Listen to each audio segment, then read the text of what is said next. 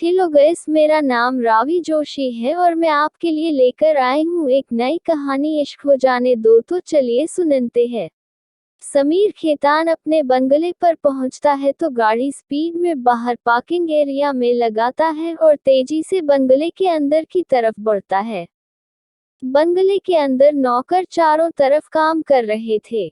समीर तेज कदमों से अपने कमरे की तरह बढ़ता है और दरवाजा नॉक करने लगता है, लेकिन अंदर से कोई जवाब नहीं आता। समीर इरिटेट होने लगता है और दरवाजे पर एक जोरदार लात मारता है, लेकिन दरवाजा पहले से ही खुला होता है, इसीलिए एक झटके से वह खुल जाता है।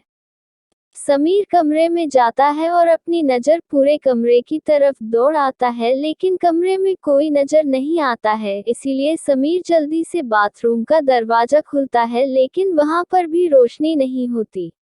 समीर गुस्से से मुड़कर नीचे चला जाता है और सभी नौकरों को एक जगह इकट्ठा होने को कहते हैं। सभी नौकर एक लाइन से खड़े होते हैं।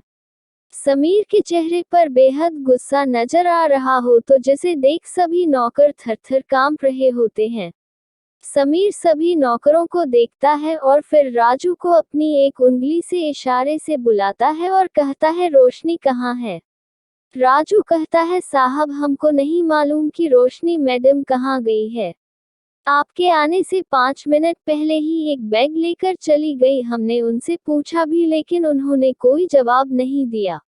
समीर अब पूरी तरह से इरिटेट हो चुका होता है और अपने माथे पर हाथ रखकर मन में सोचता है, ना जाने यह लड़की अब क्या नया तमाशा करने वाली है। कि तभी सामने विक्की समीर से कहता है, सर अब हमें क्या करना है? समीर गुस्से से कहता है, क्या तुम इतने बड़े बेवकूफ हो? जाओ जल्दी और ढूंढो उसे। विक्की जल्दी से बंगले के बाहर आता है और रोशनी को ढूंढने के लिए निकल जाता है।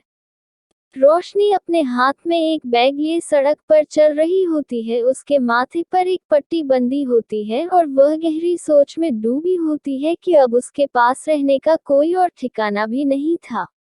रोशनी सड़क किनारे एक फुटपाथ पर जाकर बैठ जाती है और अपनी बीती जिंदगी के बारे में सोचती है।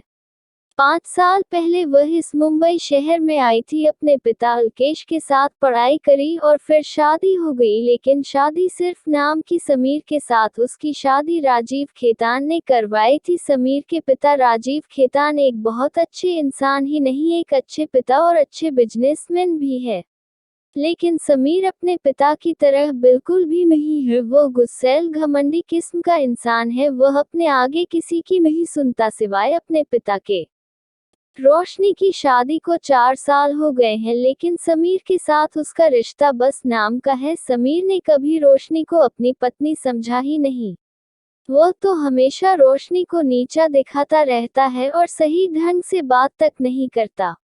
रोशनी खड़ी होती है और एक होटल में जाकर एक रूम बुक करती है और फिर चाबी ले कमरे में चली जाती है। रोशनी जैसे ही कमरे में आती है, उसका फोन वाइब्रेट होने लगता है, तो रोशनी फोन पर देखती है तो समीर का ही कॉल आ रहा होता है। वह कॉल डिस्कनेक्ट कर देती है और कमरे में जाकर बिस्तर पर लेट जाती है और कुछ ही देर में उसे गहरी नींद आ जाती है। 3 घंटे बाद रोशनी नींद से जागती है तो आपने सामने देखकर शॉक ही हो जाती है। उसके सामने काले सूट में कई सारे बॉडीगार्ड खड़े होते हैं।